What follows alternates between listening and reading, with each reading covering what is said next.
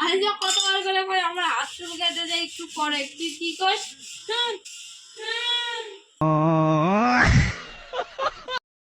কই বাইরে বাড়ায় চলে যায়। तो चलिए शुरू करते हैं।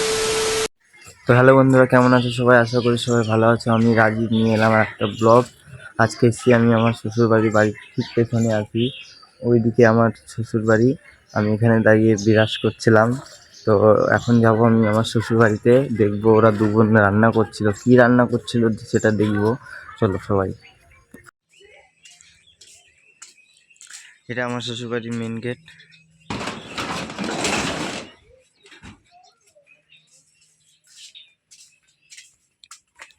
কি রান্না করেছিল তোরা দুই বোন?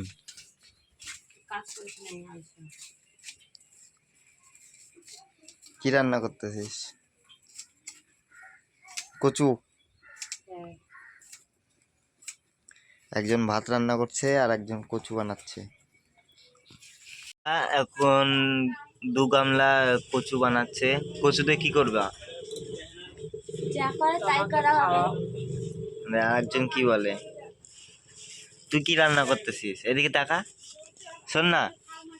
আমার এই বোনটা মানে হচ্ছে ক্যামেরাকে দেখে পুরো একদম লজ্জা পায়, সেই জন্য ক্যামেরার সামনে আসতে চায় না। নিজের একটা ফোন কিনে দাও, তাহলে লজ্জা পাবে।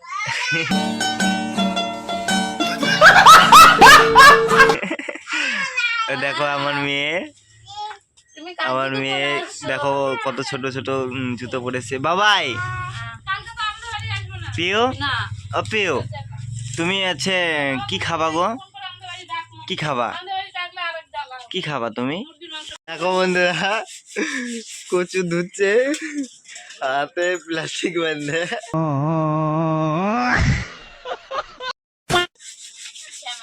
দো দো কচু দো। কচু কাটে দে, কচু আমি যাই দিয়ে আমি কাটে ও প্লাস্টিক হাতে বাঁধে ধুচ্ছে। ওই না তো তোর দিদি না খালি হাতে কাটলো?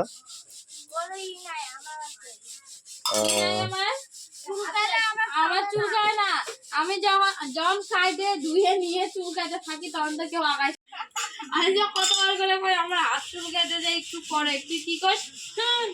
কই বাইরে বাড়ায় চলে যায়।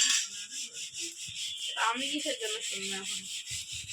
বন্ধুরা, আমার বোনের কচু ধোয়া হয়ে গেছে, সেনে প্লাস্টিক ঢেলে ফেলে দিয়েছে।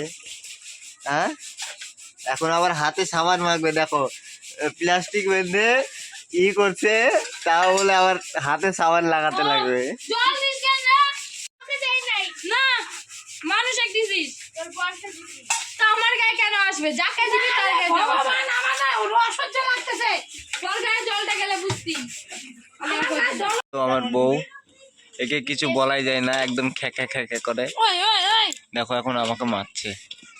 A few moments later. ডাল ই করছে, ডাল না বোনো? হ্যাঁ, ডাল রান্না করছে আমার বোনু। দেখি দেখি দেখি, ডালের মধ্যে তো ই দিতে লাগবে না, হলুদ দিতে লাগবে না।